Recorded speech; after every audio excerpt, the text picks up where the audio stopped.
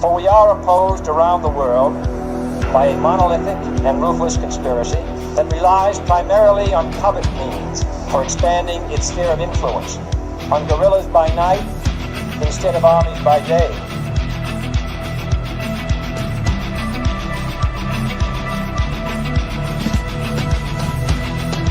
On infiltration instead of invasion, on subversion instead of elections. If I were the devil, I'd take from those who have and give to those who want it until I had killed the incentive of the ambitious. The violence and vandalism is being led by Antifa and other radical left-wing groups who are terrorizing the innocent, destroying jobs, hurting businesses, and burning down buildings.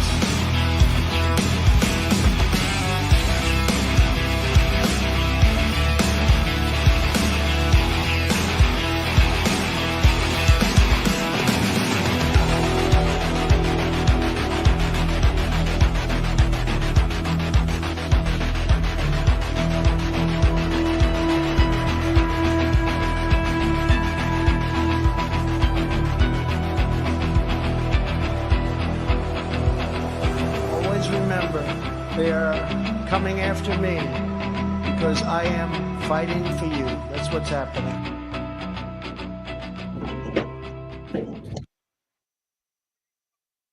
Greetings, fellow thought criminals, and thank you for joining the Insurrection. I'm Michael Lauber. This is Derrick Evans, and the day is finally here. In less than an hour, Biden's reign of terror will be over, and the American revival can begin. Oh man, gosh, man. I can't believe this day is finally here. We've been doing a countdown on this show since really Trump announced he was running. You know what I mean? We've been talking about this and I can't believe this is finally here at this point. As always, guys, like, share, subscribe. Thank you guys so much for hanging out with us throughout this incredible journey, helping us grow this show to what it is today. It's really thanks to you guys, and we really appreciate that. So like, share, subscribe. Follow, whatever, leave comments. We'll try to give you a shout out just like this. We got Thaddeus over here in the chat on X. We got JD in the X American News chat. And man, I just can't even put it into words right now what I feel, Mike, with potentially getting a pardon here in a little bit. Who knows? I mean, pregame jitters for me. Oh yeah, I bet. Like I still like. It doesn't feel real quite yet. I mean, maybe once Trump is sworn in and brings out the pen to start signing some of these executive orders and pardons and everything else, maybe then it'll hit. But guys, if you're out there, stay safe. I know there's still a pretty high risk in D.C. We've got a variety of guests we're hoping to have join us today throughout the broadcast. Many of them are going to be live from D.C., so we may have some trouble connecting with some of them. But that's the plan, and we are going to probably run over our normal hour. We'll see how things go. Yeah, let's just, I guess, go ahead and start from the top before our first couple people join us here, because there was also some unfortunate news that hit this morning that he did it. I believe in the rule of law, but Biden preemptively pardons Fauci, Schiff, Cheney, Milley, and more. And there's also some others he excluded that aren't too happy about things because they know exactly what's going to happen the minute the DOJ is restructured.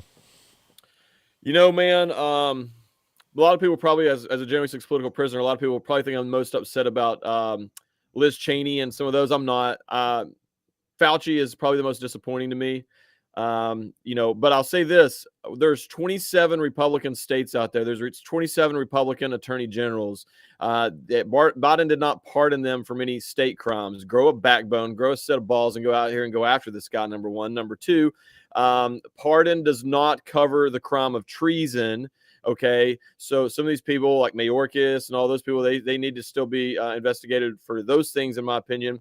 And then, Mike, you had pointed it out, at the end of the day, this does not prevent Congress from dragging them in front of Congress to question them on things. And they no longer have the ability to plead fifth because they've been pardoned. So they have to answer questions, or they can be now charged with a new crime of contempt of Congress. And so we need to play hardball with these guys. No more patty cake politics. We need to pin our ears back and go after them with everything that we have. And then the most disgusting of all the pardons to me personally is the fact that he pardoned Michael Byrd for shooting Ashley Babbitt on January 6th. So that's another one as well. Yeah. Well, yeah, it is. It's disgusting. And again, it really confirms what we already knew, is these people are guilty of crimes and should have to face justice. But, that's not true if you're a Dem operative.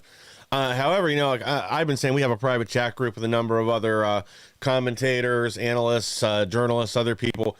I was on there this morning saying, I think it's time to challenge this in the Supreme Court. There's nothing in the Constitution that says the president can issue a preemptive pardon. I mean, there's nothing that says they can't. But we have to see what what our Supreme Court thinks about the constitutionality of that. Because they allowed Nixon to have a preemptive pardon before he was charged or convicted of crimes, or I guess convicted, doesn't mean it's legal. It's like plenty of other times that either local law enforcement, your local attorney general, or at the federal level, they will decline to charge somebody for a crime. Sometimes it's for reasons outside of that. Maybe, the person's in the hospital and they're going to be a vegetable for the rest of their life. So they decline charging them because it doesn't make any sense to bring charges against them. Or sometimes they look at extenuating circumstances. But regardless, there's nothing that says we can't at least try. And like you said, we can drag them before Congress. We can arrest everybody around them. They're not allowed to not answer questions now because they have that immunization. So they'd have to cooperate. And we can bring down every person around him. He didn't pardon his brother, James Biden, did he?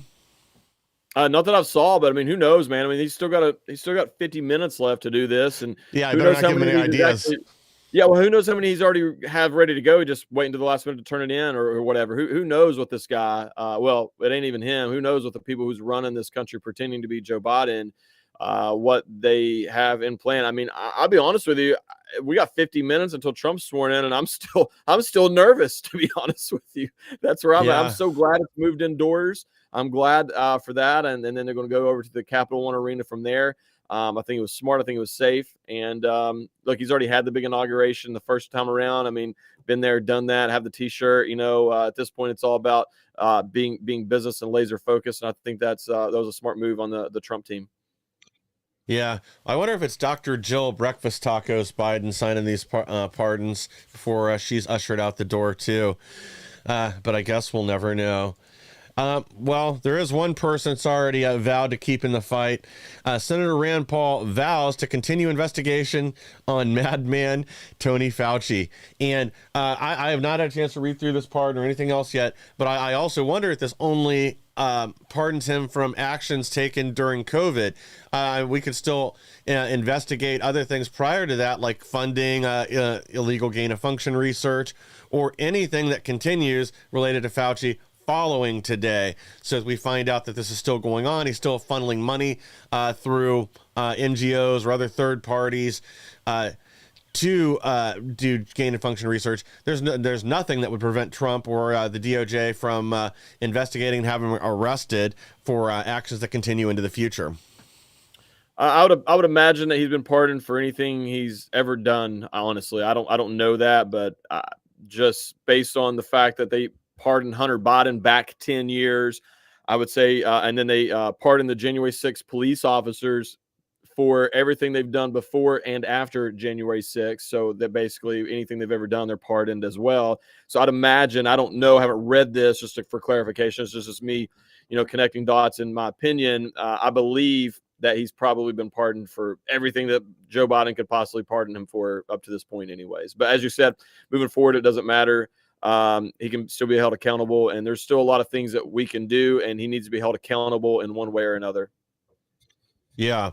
We've only got probably a few more minutes before our first guests join, so we're going to try to not get through as many of these as we can, because we do have some good news. Confirmation, breaking, Trump team has drafted slate of day one pardons for J6ers. Now, we don't know what all that includes, if that's going to be across the pardons for everyone, or a combination of pardons and commutations, or if they're going to just take care of all the non-violent the ones that nobody's really questioning, people that didn't enter the Capitol, people that were nonviolent, people like that, they're going to take care of that today and then work through the rest of them through the remainder of the week. But again, it's good to actually have that confirmation going into Inauguration Day. Yeah, well, first I want to give clear the chats here really quick. We got Savvy, Kristen, over here in the chat on X, and then we got Dan Dreyer and Kelly Song over here in the Rumble chat, and we got FG and some others in the Getter chat. Appreciate you guys for being here.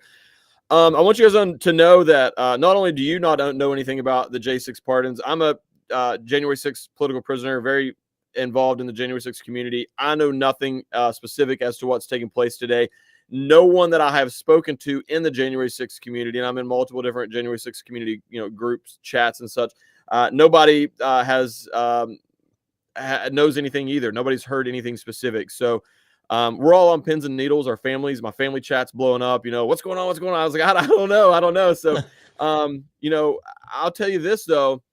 After everything that Biden's done regarding pardons, even here in the 11th hour of everything, I believe that Trump has a duty to just issue blanket pardons right out the gate, rip the Band-Aid off, be done with it, and move forward with his administration. And I'm not saying I'm a nonviolent person. I'm sure that I'm going to be one of the people in the category of getting pardoned regardless. But I think he wants to pardon everybody. It's like, to me, for his administration and moving forward with the country, I think it'd be best just to do it all right now. Let the liberal heads explode now as part of everything else that he's doing, and just get it over with. And then he can move forward with his administration and get to work to saving our country. So that's kind of what I'm hoping happens, and looking forward to that. And I'll be very disappointed if not, especially after everything that Biden's done. Every single person involved in January 6th deserves to be pardoned and deserves to be home with their families tomorrow. Yeah, agreed. They've gone through too much already. And again, like you already went over all of it, but some of these people have sat in jail or in solitary confinement in this gulag for years now with no trial or no resolution. They deserve justice. And I know there's some other things planned following these pardons, but this isn't over yet. Doesn't matter who Biden pardoned or what they try to do or what story they want to come up with, pretend to want to bury the hatchet now.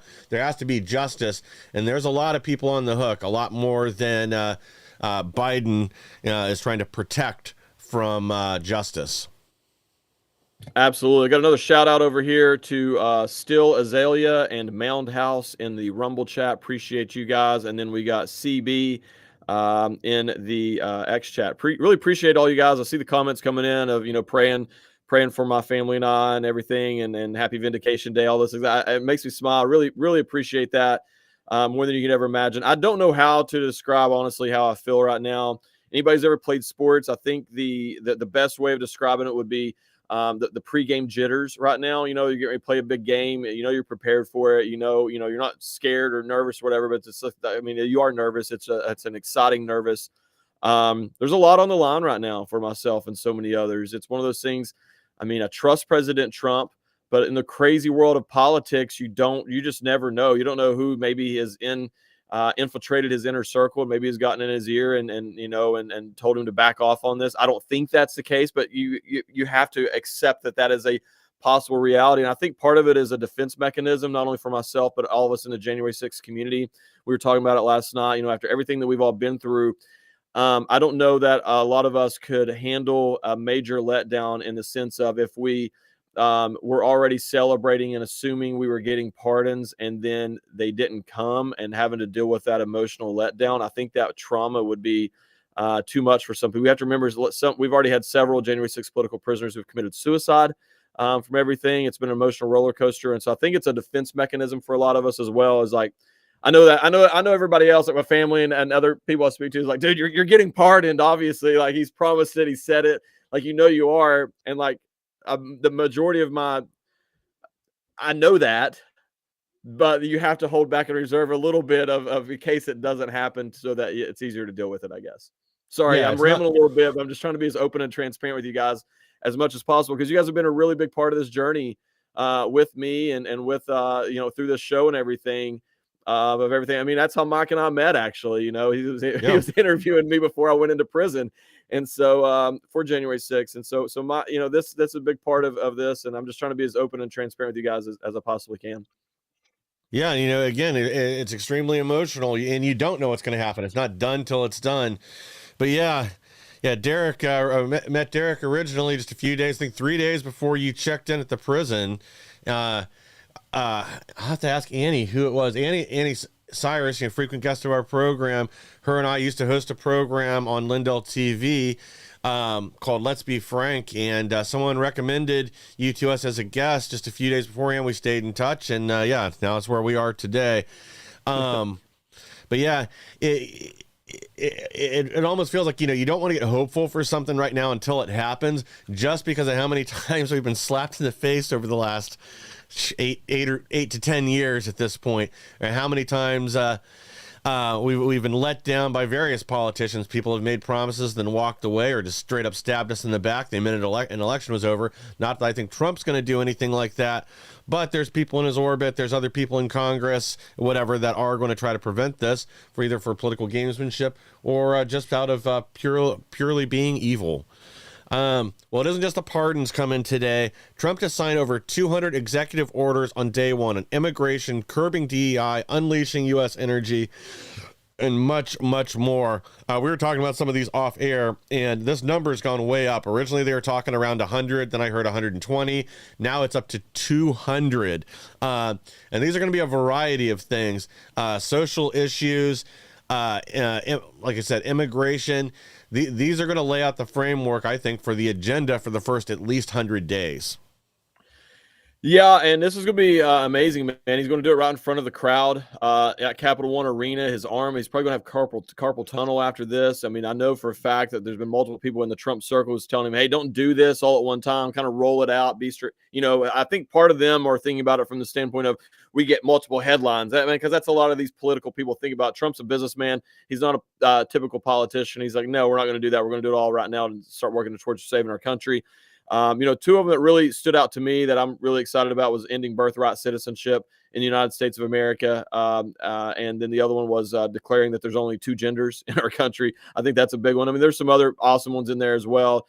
Starting the military to start building the wall, implementing Doge. Gosh, what was the other one? Starting the process for mass deportation. So, I mean, there's a lot going on there, but I'm really excited. It's going to be huge. And let the liberal tears start flowing across the country is all I have to say. Oh, yeah. Well, I think we're going to be seeing a lot of those over the next few weeks. A lot today, too. I mean, I know it's cold in D.C., but don't be surprised if there's a flood there from the 96 or 95%, whatever it was, 94% of local residents that voted for your favorite, Kamala Harris. I wonder how deep into a wine bottle she already is this morning. And yeah, is she even attending? I mean, Big Mike's not showing up. There's a lot of others that normally the tradition is to show up, regardless, to show some unity for the incoming president if you're part of a previous administration. But that's all out the window right now because it's evil orange Hitler. Yeah, that's exactly what it is at the end of the day. I don't know if they're showing up or not either. I know Joe Biden is. We know that the Clintons and the Obamas and even Mike Pence showed up. Getting reports. I was actually just reading a text message from somebody that when Pence, so there's the crowd is the Trump crowd is in Capital One Arena. Sorry, watching a lot of this on the screen inside the rotunda for the inauguration, and so they're broadcasting it over there. When Pence walked in and the crowd in Capital One Arena saw that on the screen, it erupted into just massive booing Mike Pence. They said they could hear it outside even. So that's incredible information. I love the energy that they're having over there. Part of me wishes I could have went. Well, we could have went. We had invitations to go to stuff, but we wanted to sit here and do the show, and then we had some other local commitments and things like that. But I'm happy to be here with you guys and enjoying it, taking it in here with you guys, and then my family afterwards. Well, I think our first guest is on here. Let me get them added on here real fast. And so if you could cover things for me for a second, Derrick. Yep, I got you. You know, guys, once again, thank you guys for hanging out with us. I'm going to clear the chats really quick. We got, oh, wow, chat's popping off again. We got Jason, Darlene, Foxtradamus, Really appreciate you guys here in the X chat. We got JD still hanging out in the X American News chat. Dan Dreyer thought Mike and I were childhood friends. No, we just become really good friends on my way into prison for January 6th. So, yeah, we're really excited, guys. Let us know where you guys are watching from. Let us know. I'd like to know what state some of you guys are watching from. See you guys on a regular basis in here, and you guys really make the show. We really appreciate it. But we got our guests here, and go ahead to you, live Mike. from the DC swamp. We got Michelle Posey, Ali Leggy. How are you both doing this morning? And what's the atmosphere like down there?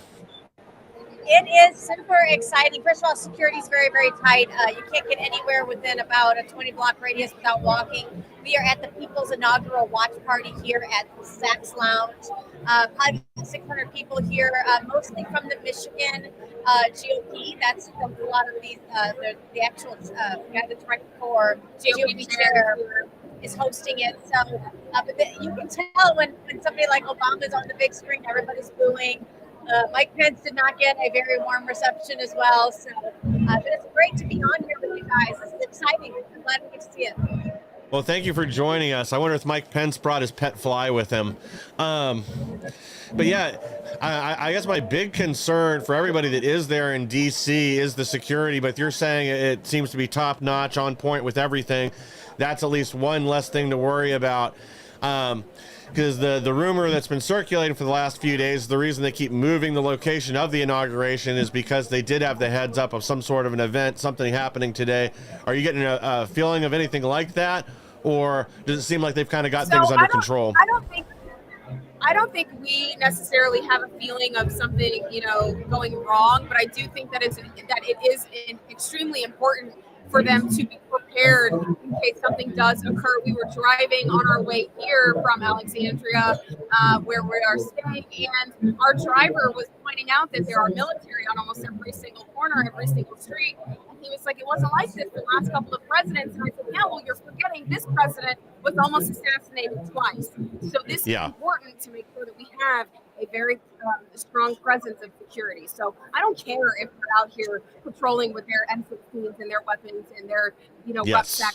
It doesn't bother me at all. I'd rather see more security than less. Absolutely. President's safety is paramount right now. Ladies, tell us, what is the energy like there on the ground and in DC, not just inside the building, but out on the street and everything? What is the energy like there for the President Trump getting sworn in and being president again? I couldn't hear you, Bob. I'm so I think sorry. that's Kamala Harris that just entered into that. The cackle. Is she sober? So my question was, what is the energy like for you guys there? I mean, on the ground and everything, there's got to be a ton of excitement, not just inside the building, but out on the street, walking around and everything. What is the energy like there in DC? I have to tell you, the energy, first of all, there's tons of events, right, at night. You've got the many different balls. I think everybody is so excited, but the thing that really struck me, guys, was last night when we attended an event for the Conservative Caucus, right? And there was a whole delegation of people from Brazil. And the Brazil presidential candidate, what is his name? Bolsonaro. Yeah, Bolsonaro, yeah.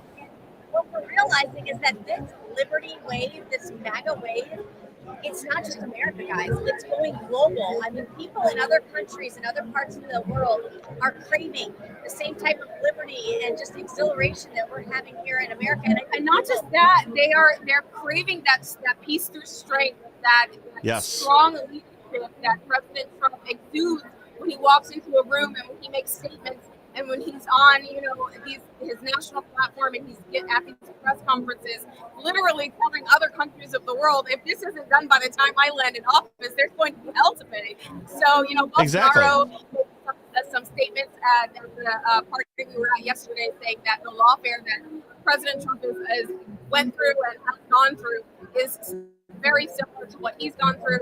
He mentioned that while President Trump was shot, he himself was stabbed, and they're going through the same kind of judicial lawfare as President Trump, as what we're seeing here in America. They're just very hopeful that Americans are going to embody that spirit of sovereignty and liberty and pass it around the world, because they need it as much. They're looking to us to pave that way, to be that beacon of hope, that light. And so it just really was heartwarming to hear yesterday. And I'll tell you too, you have SUVs with rap music blaring, Trump rap music. You've got young people taking to the streets. You've got former veterans that are out here. It's everybody and everybody. This is America's president, and it's so Reagan-esque in so many ways. And I'm giving a little bit of my age there, but for good reason. I think we just see a lot of hope and a lot of excitement. DC Reagan yeah, exactly. Well, there's a lot of truth in that the whole world wants to change. This is the first presidential inauguration since 1874 that has had other world leaders in person in attendance. Meloni's here from Italy. Javier Milei's here from Argentina. There were a number of others that wanted to be here. And as you said, the world's changing right now. Nigel Farage from Reform UK will be in attendance, along with representatives from AfD in Germany. The whole world is moving to the right now. People are tired of the liberal world order. It's time to usher in national populism, and every country can begin looking out for themselves and what's best for them and best for the world. Things are changing, and they know it. And I really think that's the one big danger going into this, is the panic, as the left, not just here but around the globe, begin to really lose their grasp on power. How are they going to respond? We've already seen them try to sabotage us into a war in Ukraine, escalating crisis across the Middle East and other places. But they're going to pull out all stops, especially because, with us fighting here in the U.S., South America turning around, and the ascendancy of conservatism throughout Europe. I really think that they are terrified right now. Absolutely. And I think, even as we're speaking to people who are in the lobbying community, we're seeing a little bit of a change in that as well. I think, Allie is obviously the director of civic engagement for Moms for America. So the moms have been involved, right? But you're getting a lot of other grassroots organizations and people that are coming to the table saying, you know what, MAGA showed me that this is my country. Right. And it didn't just end on November. And guess what? Now we're going back into our state legislative offices. We're going back into our county government, into our school boards where Moms for America and others have led us. And we're never giving up the territory that we've had now. No, but Michelle is right. I think the people now of America have understood their proper role in our governance. And it is important that we maintain our political pressure and apply that political pressure appropriately. And that's where it all starts, right? We the people are the biggest lobby. And we have to make sure that we are keeping an eye out, no matter who is in office. It doesn't matter if it's Trump. It doesn't matter if it's Vance. It doesn't matter if it's somebody that's liberal. They all take the same oath. The same oath that our military have taken. It's important to defend the United States Constitution. The Constitution is the equilibrium of what keeps us connected, what brings us together, not what divides us. And it is important that our representatives, no matter what side of the aisle they are on, that they understand that. But it is more important that we, the people, hold them accountable to that. Agreed. Yeah, and I think really you touched on something else that's really important there, and that's keeping people engaged, individual voters. A lot of us have this tendency that once we've won an election to just to forget about it, go back to watching sports balls games every weekend and not really paying attention and keeping a thumb on our politicians.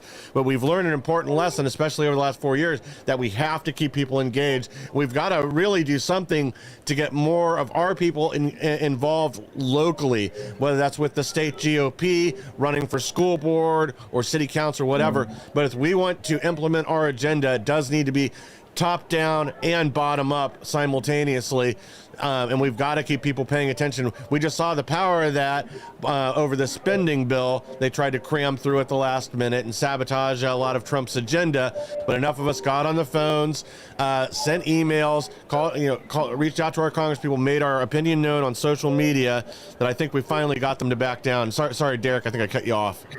No, you're good. I had some information here. We can now confirm that Joe Biden has pardoned Anthony Fauci all the way back to 2014, and he's been pardoned. Fauci's been pardoned all the way back to 2014. What is the mood there on the ground in terms of the pardons that Biden released today? What are people saying about that?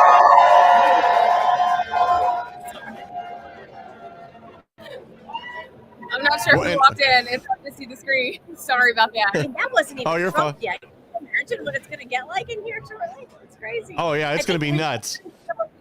Some of the pardons that have come out recently. I mean, I know we were getting ready, and it was Fauci, Millie, yeah, and the entire J6, like the whole thing, all of them. But just handing them out. I don't know. I think it's interesting because the American people are like, oh, they're pardoned. And we're like, yep, no. It doesn't mean that they can't be held accountable. It doesn't mean that the APs in every state can't bring charges. It doesn't mean, they can't plead the fifth, which is so important. So, yes. I already seen on X that I believe it's Senator Tillis is wanting to bring Millie and Fauci and some of the J6, Liz Cheney especially, to the Senate so that they can question them. Yeah, and they can still be charged with contempt of Congress or lying to Congress. They're only inoculated to what happened before today. So if they lie or refuse to cooperate, they can still be jailed. Or if it's crimes that have gone ongoing or anything happens afterwards, I'm kind of surprised what I've seen that he hasn't pardoned his brother James Biden that we've seen yet. But I think it'll be great to bring in Hunter, force him to testify, then go arrest the whole rest of the Biden crime family. At the very least, it sends a message. I'm sure he's got a nap to contend with. There's only 29 minutes left of him being the president. So I don't know that he even has, there's time for somebody to write up the pardon and then Dr. Jill Breakfast Tacos Biden to sign it in Joe's place. Well, it's exciting to see too what's going to take place. I'm sure it's an interest to all of your viewers too. What does this mean for our J6 prisoners? What does this mean? What does tomorrow hold in store? We're excited to see the impact of the southern border. I think everybody's just excited, and Trump moves at a pace that's much different than politics as usual. So I'm excited to see what. Yeah. Well, I want to thank you both for joining us. We're actually going to have to take a quick break. We've got somebody else stepping on. And we're going to have to link up again in the future and discuss more of the ramifications. I'm really interested to see what happens 24 hours from now. How many members of the mainstream media are in their cry closets or drunk under their news desk? Because I'm sure there's going to be a lot of that. There's going to be a lot of tears, and they're not going to be happy ones from the media today. You ladies, tell everybody where they can follow you. At Open Mic Ladies on all platforms, because we're going to have a lot coming here. And you can find them right here on Patriot TV. And you can find them right here on Patriot TV at 10 a.m. Eastern, Monday through Friday. Check them both out. But again, Michelle, Allie, thank you for joining us. We're going to take a quick break. Oh, we lost them. We're going to take a quick break here from our sponsors. Sorry, we were having trouble communicating just because of the noise in the room there, and I'm about deaf now. So I'm going to adjust my earpieces so I can hear our other upcoming guests, and we're going to take a quick break, hear from our sponsors, and we'll be right back with more.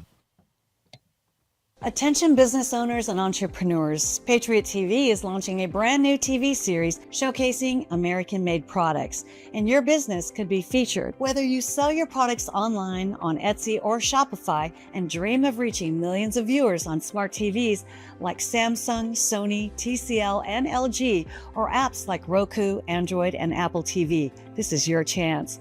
We're searching for US-based businesses offering all types of products and services proudly made in the USA. If you've ever wanted to showcase your products on TV like QVC or the Home Shopping Network, now's your opportunity. Support our American economy, grow your business, and be seen by loyal Patriot viewers across the country.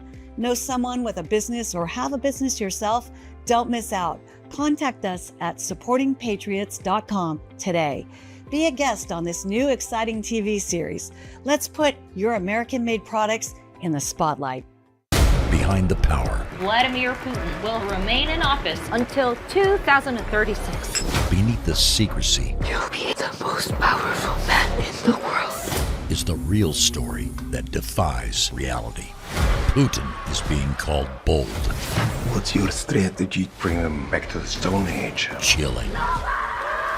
You won't be able to look away. How can his kingdom last? Putin, rated R, in select theaters January 10th. Hey folks, it's your buddy John Rich here and co-founder of Old Glory Bank. Let me ask you a question. Why would you trust your banking with people that hate you? Well, you shouldn't. We're building a freedom economy, and now we have a pro-America bank. It's called Old Glory Bank. Check it out at oldglorybank.com and open yourself an account today. Old Glory Bank is a full-service, FDIC-insured online bank with business and consumer banking and customers in all 50 states. It takes just 8 minutes to open an account at oldglorybank.com. Thank you for staying with us. The best way to support our program and all the programs on Patriot TV is by supporting our sponsors. We do have a couple more guests coming up here in a few minutes. He is not with us yet. So let me go ahead and pull our next story here. And then, guys, we got some great memes to review coming up, too. Well, here's going to be one consequence of Trump coming in. Trump vows to revoke security clearances for 51 former Intel officials who peddled Hunter Biden laptop Russian disinformation hoax. And again, like, this is something that should have happened a while ago. These are people that they lied to the knowingly lied to the American public. I think most of them, or they didn't do their own due diligence. Man, I cannot talk. And make sure that there was any validity to the claims that they were making. Instead, this is a purely political move done to sabotage Trump and create the narrative that this was fake and justify Facebook and other social media networks hiding this information from the American public. And I really think this swung the 2020 election for Biden, that these lies and these officials need to pay the price. And you know what? There was coordination. The left likes RICO charges now. So if they coordinated this, is this a possible RICO case? And did it reach into the White House? Did it reach into any of their campaign officials? Who connected the dots on all this originally? And maybe that person needs to be thrown in jail too. Again, no mercy. We need justice. Absolutely. I'm going to clear some chats really quick. I want to give some shout outs to Darlene, Jessica. Sorry, bear with me, guys. The chats are popping off. Andreas over in the Ex-American News chat. We got Jim Bart here from my fellow West Virginian watching. We got Tina. Sorry if I'm missing anybody, guys. If so, just hop back in there and I'll get you on the next round. Really, really appreciate everybody for tuning in and hanging out with us here today. But yeah, look, that needs to happen. There's so much. Trump is doing so many things on the first day. It's honestly hard to keep up with all of it. And that's a good thing for the record. I'm not saying it to complain.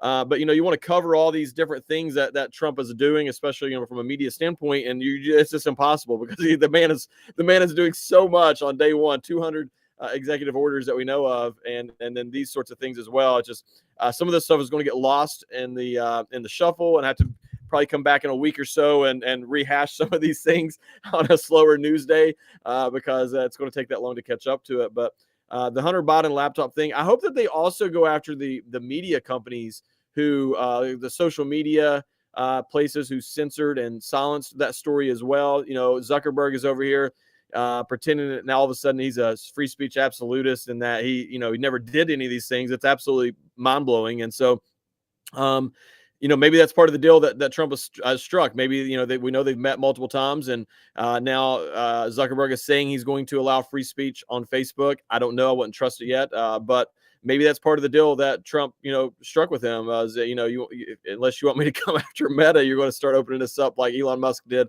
on X and make some serious changes over there. That would be a win for conservatives if we can get our voices heard on Facebook and other platforms as well. Yeah, well, it'd really be a win for humanity to actually have the truth out there instead of this concocted narrative that's meant just to manipulate people and orchestrate an outcome that the globalist left wants. But yeah, I don't really buy Zuckerberg's latest software update. I don't think anybody else is either. The Lizard King's got a lot to answer for. And if you said, like you said, if this was a trade made to open up Facebook, I kind of think that's worth it, because that will give us the outlet to reach more people and to get the truth out there, wake a lot more people up. And people will be angry as a lot of these files are declassified and documents are released to the public. And we start seeing how this essentially a coup against the American people was orchestrated over the last 4-8 years, whatever you want to call it. But yeah, I think having Facebook become more of a free speech platform will also influence other platforms. It becomes a lot harder for YouTube or other properties to continue the censorship regime if the information is out there everywhere else, but you can't post it on whatever. That starts looking real bad, and it makes people ask questions. It's probably the Streisand effect. There's going to be two things that's going to happen with the release of the JFK files, Martin Luther King files, all those things. There's going to be two things that's going to happen. Either we're going to see, some things that's like a lot of us conspiracy theories probably believe that the government killed these people, and that's either going to come out, or we're going to see that the government just overclassifies so many things and for no reason whatsoever, and there was really no reason to have ever classified that information to begin with. Like a total I don't think there's going to be any in between. I think it's going to be either the government killed these people, or it's going to be one of those things is like, why did they even hide that for all these years? That's the dumbest thing ever, sort of thing. So who knows what's really, that's just my opinion. That's what I think is going to happen when they start declassifying this. I'm excited about those things, but more importantly, I want them to declassify the Epstein client list. That's what I want to see, and the Diddy list for that matter as well, which Diddy's an ongoing investigation right now, so maybe it's a little bit different, but release the Epstein client list for the world to see and start holding these people accountable. Yeah, and they've promised to do so they better deliver on that on both accounts. And yeah, there may be some restrictions with the Diddy list right now since it is an ongoing investigation, but there's no reason to keep the Epstein files hidden and to force some accountability on this. I imagine, well, for a lot of the crimes that were committed, we are not past the statute of limitations yet. These are, sexual assaults on minors in many cases. So prosecuting these people, and I don't care who they are. I don't care if there's an R or a D next to their name, if they're still in office, if they're in an old folks home now, like a lot of them probably are. It doesn't matter. America deserves justice. All of Epstein's victims deserve justice, and we need to dismantle this network permanently. And the only way to do that is to make some people actually pay the price for their crimes. Again, we've said it a gazillion times. Ghislaine Maxwell's still in jail right now for trafficking children to no one. So these people need to be exposed, and that we need real justice. We need prosecutions.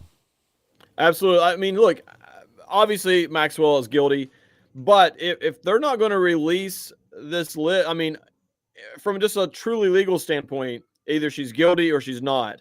If she's guilty, she trafficked children to somebody, and somebody needs to be punished for it, and they need to be punished. And if there is nobody to punish for that, then she needs to be released from prison. I'm not advocating for that, just for the record. I'm just saying how crazy this is. And so if that's the case, then you can't go to prison for trafficking children to no one. That is, where's the crime in that? Obviously, she committed a crime, so there's obviously somebody involved. They need to release this stuff. It needs to be full steam ahead on these people and release all this evidence out there to the American public to see it as well, that our government and government officials are involved in a major child sex trafficking organization, and it's sickening, and they're using our tax dollars to do it. And I want it stopped, and I want it stopped now, and I want there to be some serious accountability for the people who did that. What was the old saying? Forget the electric chair, we need electric bleachers. I think that would be fitting for this situation. Oh yeah, exactly. And this is the thing, like if this is connected to the CIA or Mossad or whoever else, like we've heard rumors of, I don't care. That's something else that needs to be exposed, and there needs to be accountability. It's yet another reason to eliminate the CIA if that's the case, and put in a new agency that will handle the foreign side of what they do and the domestic side, expose all of it. We need truth. We need sunshine to come in and cleanse the American justice system and the weaponized Department of Justice. The people need to be able to trust the government again, at least as much as a human being can trust a government. But this can't just stop there. And it isn't just the Epstein files and the Diddy list. We need a lot more declassification. If Biden's going to put up these shields to try to protect criminals, then I don't see any reason we can't release and declassify every file related to Fauci, the coronavirus. The people have a right to know. So if there was collusion, coordinating going on with various medical companies or other entities, or even just an orchestrated plot like we've heard to withhold the vaccine until after the elections in an effort to harm Trump, we need to show that collusion. And again, the American people are going to be furious when they find out they were lied to about all these things. And again, the J6 committee, all their findings, everything else, anybody that destroyed documents, we need real clarity and real transparency as part of this administration. 100%. I mean, he's been given a mandate not only for these other things, but for everything you just said as well. We need the transparency. I believe we're going to get it, at least as much as we possibly can. And so, man, I'm just telling you, I'm really just super excited. We got about 10 minutes or 15 minutes, I guess, until President Trump is going to start at noon Eastern. So we're almost there, man. We've almost made it to the finish line. Trump has officially entered into the rotunda. J.D. Vance has officially entered the rotunda as well. So they were there. They're ready to be sworn in. We've made it this far. I mean, because you got to remember, guys, the journey we've went through. I mean, from Trump being raided to them trying to throw him in prison for 1,000+ years to attempted assassination attempts to then he wins the election over despite all the cheating and everything that we know that they were going to do. Then the whole thing became can we keep this man alive until Inauguration Day? Then we get closer to Inauguration Day. Dan Bongino's putting out stuff to not hold the inauguration. And then now they moved it to the indoors. Like, it's really, truly, when you really step back and think about it, we are here right now by the grace of God. I really believe that God has anointed this entire movement right now in order to save this country. I really believe that. And maybe I'm wrong, but that's my belief. And it'd take a lot to convince me otherwise at this point. Agreed. Our next guest is having some difficulty joining, and we're not sure if this is because of a cell issue or whatever. There are a lot of people in DC, and I'm sure their cell networks and other things are overloaded at the moment. But we do have another friend of the program and frequent guest, Terry Newsom, is attempting to join right now. This Trump's election obviously has a big impact, not just here, but around the world. And this is another story that they're just now starting to kind of come to their attention in the dinosaur media. What will a Trump-aligned EU look like? And again, as we mentioned, this is the first presidential inauguration since 1874 that's had other world leaders attend. Javier Milei and then Meloni out of Italy are both there, and then many others sent representatives. Nigel Farage is there on behalf of Reform UK and the UK. Xi Jinping sent one of his lapdogs. So it's not just, good world leaders, some of them not so much, but there's many that are in attendance. And again, just another unprecedented thing that Trump brings to the table that other leaders in our time do not. Well, and not only that, the story, part of the story too is who's not there. So it's been reported that Zelensky begged multiple times wanted to show up to the inauguration and was shunned every single time. That is amazing to hear that news. And I think that's smart for President Trump, especially if he's wanting to negotiate peace, which we know that he does. How would that look to bring Zelensky to inauguration, not Putin? And you probably can't have both of them there at the same time. And then having, you know what I mean? And that would almost make the negotiations that much harder as well. So good for President Trump to not bow down to and kiss the feet of Zelensky the way that Joe Biden has done. And it's awesome to see the grown-ups in charge once again. Oh yeah, agreed. Well, and the stream of good news this morning is nearly endless. CNN poll finds Democrat Party at its lowest ratings in more than 30 years. Trust in what they say is at an all-time low. Their popularity is obviously cratered. A lot of people on the left are rethinking a number of their thought leaders and their affiliation with them, especially over this last election. And it's also the media is completely broken the people's trust. Their ratings are at all-time lows, and their ability to serve as a mouthpiece for the deep state, the uniparty, the left, whatever you want to call them, this globalist regime, that ability is waning, which means they're losing their usefulness to these criminals. And don't be surprised we start seeing, we already know CNN's getting sold off, MSNBC's probably getting sold off and separated from Comcast. Don't be surprised we start seeing shutdowns or major changes at the dinosaur news. Yeah, well, man, the Democrat Party's on its deathbed right now. They've done it to themselves. They still haven't even learned. I mean, they're still pushing this, the transgender stuff, which I think drove a lot of people. And I'll say this, though, the Republican tent is getting bigger, and it's good in terms of winning elections in a lot of areas. But, I do think that Republicans need to be careful as well in terms of we need to make sure that we stay true to ourselves and our values and don't just be willing to accept anybody who wants to, at least in people running for office, don't just accept somebody who wants to come over to the Republican Party just because they want to put an R beside of their name. If they're not changing their values or they don't share our values, it's not worth bringing them into our party. We already have enough rhinos as it is. We don't need to import our own rhinos over into the movement. So it's exciting to see the Democrat Party failing at the level that it is. But we need to be very careful as a conservative movement as well to not let them infiltrate us and take over our movement and crush our own movement the way that they have their own.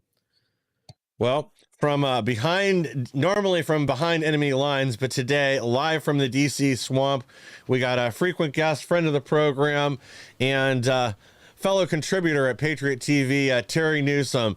What's it like over there in DC today, Terry? Cold. Hello, guys. How's it going? Yeah. Sorry about having a hard time getting in. Not your fault. No, thank you for going back up to, looks like your hotel room to join us. I apologize. I didn't realize you're on an iPhone, and the software we use sometimes has difficulty connecting with iPhones. Yeah, I don't know about the quality of my laptop. I hope it's okay. Looks great to me. So I'm in the hotel. We're at the Pentagon City Sheraton. Last night, coincidentally, Tom Homan was speaking here, and so I saw him, and then they're showing the event downstairs. So Sure. People are down there watching it, and I'm staying in the hotel. A lot of other folks from Illinois are here. They're different parts of the city watching it, and I'm staying warm and comfortable in my hotel. Yeah, Terry, I gotta I can't stay the whole time with you guys. I'm gonna be jetting out here in about 10 minutes or so. But what's the energy like there in DC, man, in terms of the crowd and everything, the people on the street in general, not just at the events, but what's the energy like? What's the feeling there in DC? Oh yeah, it was awesome. It's I've never been before, but I've been to events since Trump won, including America Fest. Oh yeah. And the vibe there, and I was at America Fest 4 times. It's always great to be America Fest, and the energy's great, but it was more like nuclear energy this time, right? It's really cool. It's awesome, and it's good to be around people like us. I feel like, especially for you, Derrick, and what you've been through, and many more like you, people that had your life's disrupted over a lie. I'm in that class, but I got some breaking news here. I'm not stolen valor. I'm not stolen valor. I didn't go to prison. So you guys got a lot to look forward to. And kind of, to me, it's redeeming, right, of these allegations that they made against us. And so I'm excited about what's going to happen.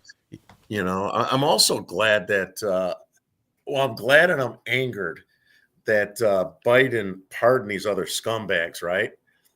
Reason I'm glad is that they can never throw rocks at people like us or people that are going to be pardoned by Trump. They can never, ever, ever use the phrase, nobody is against the law.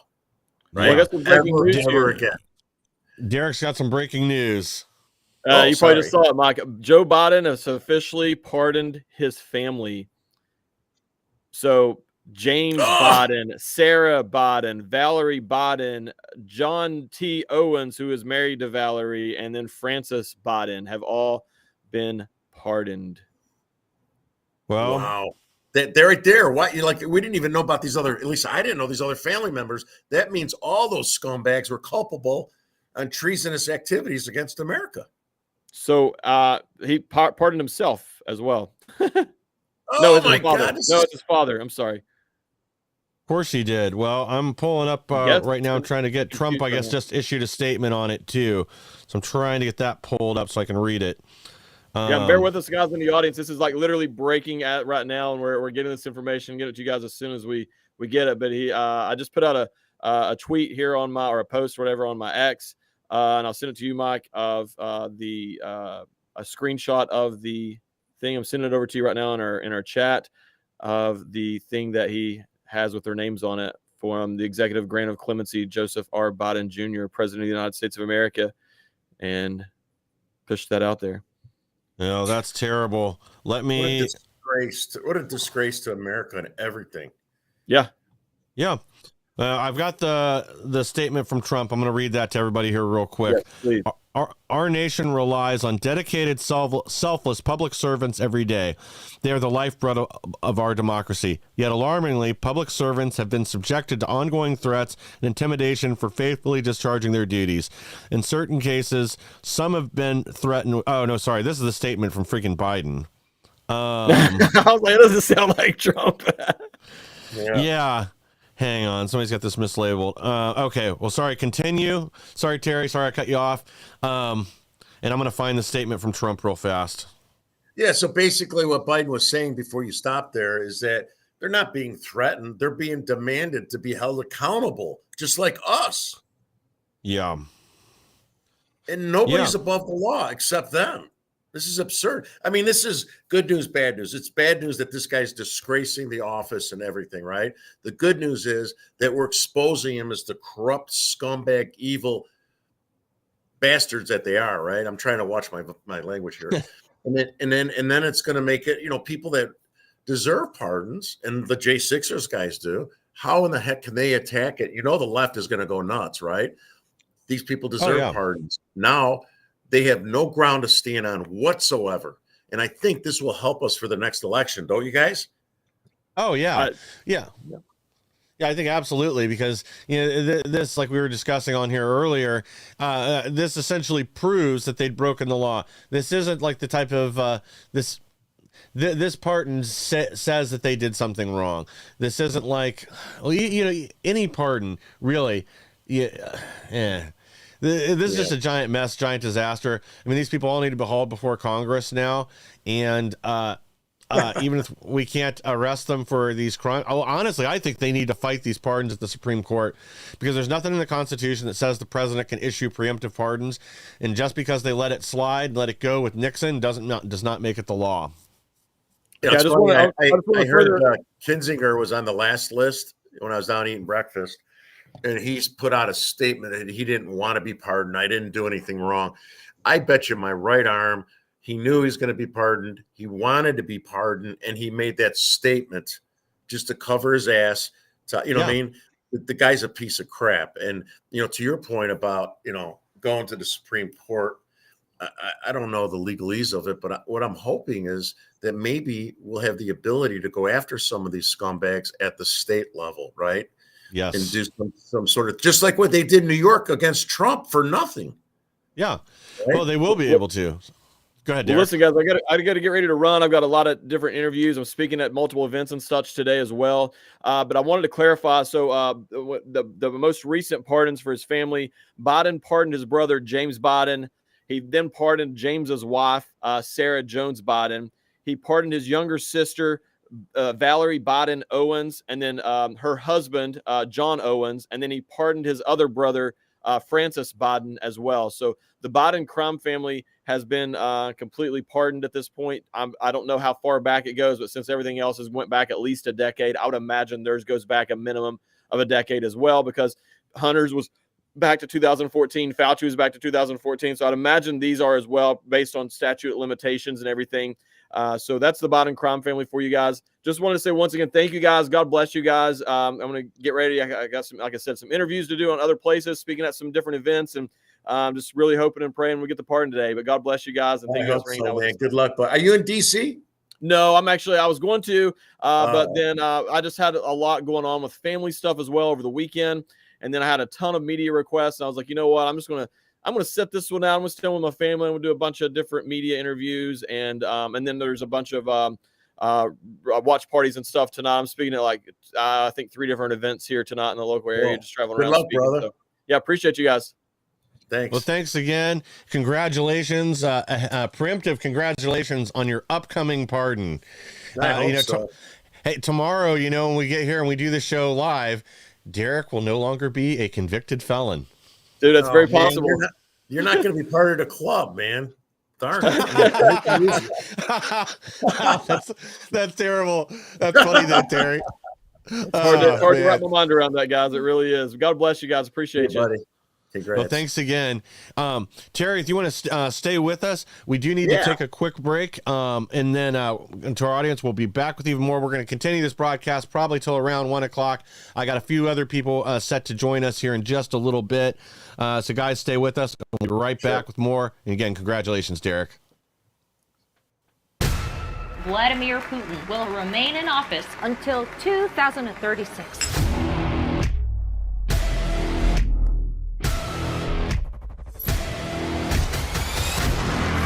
Putin is being called bold. What's your strategy to bring them back to the Stone Age? Daring. You won't be able to look away. How can his kingdom last? Putin. Rated R. In select theaters January 10th. Hi, fellow patriots. How are you today? No, really, how are you? If you're looking for a way to energize, depuff, revitalize your skin, and maybe soothe some sore muscles, look no further than the Patriot TV store and the Nu Skin Renew Spa IO system. This is not your basic body massaging system. Nuh-uh.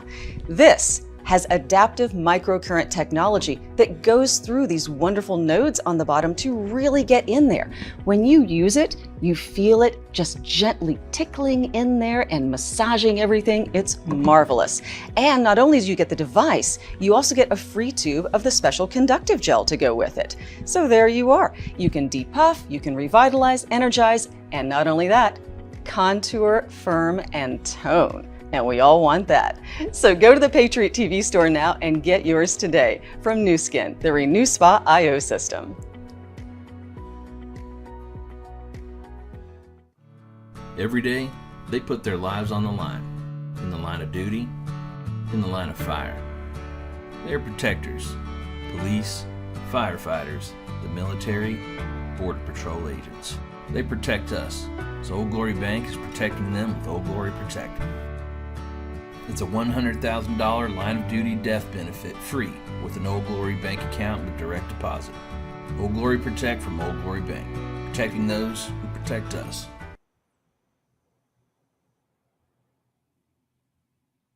Guys, thank you for staying with us. Sorry, I was a little distracted. There was a delay there before we bounced back. I'm trying to see if Trump has been sworn in yet. It is noon on January 20th. It's just afternoon. So Joseph Robinette Biden, leader of the Biden crime family, is no longer our president. And in the next few minutes, President Trump will be sworn in. I think I'm watching on a delay. And sorry, guys, I wanted to be able to bring this up on the screen, but I think I broke our video player during the break trying to pull the live coverage in. So I'm trying to get that sorted out right now. Hey, is my video coming in clear? Because whatever I see on the screen is really blurry. It looks fine over. Okay? Yeah, it looks just fine over here. Okay, and right, yeah, good. I was trying to get your videos pulled up too. My whole player is shot now. I was trying to pull the live feed in from YouTube at first, from Right Side Broadcasting. Then I went to Rumble to Don Jr.'s page where he's got it streaming out too. And then my video player crapped out. Now I can't get it to reopen. Can I share like my videos from my screen or no? There might be a way to do that by changing your camera. I don't know. Yeah, maybe. You know me. I'm like technically retarded, and I sell tech. Yeah, I grabbed 3 of the videos you sent and had those queued up, but I guess we can at least talk about it. So last night you went down to some of these Scream at the Moon cry festivals, didn't you? Yeah, it was 2 days ago. I was down at the Lincoln Memorial at the Pink Pussy Hat Fest. It was like, oh my God, I have never seen so many freaks before. Well, I've seen them in other events in Chicago and stuff, but not that largest scale. Oh my God, they're just whacked out nuts. I know that's not a surprise to our audience.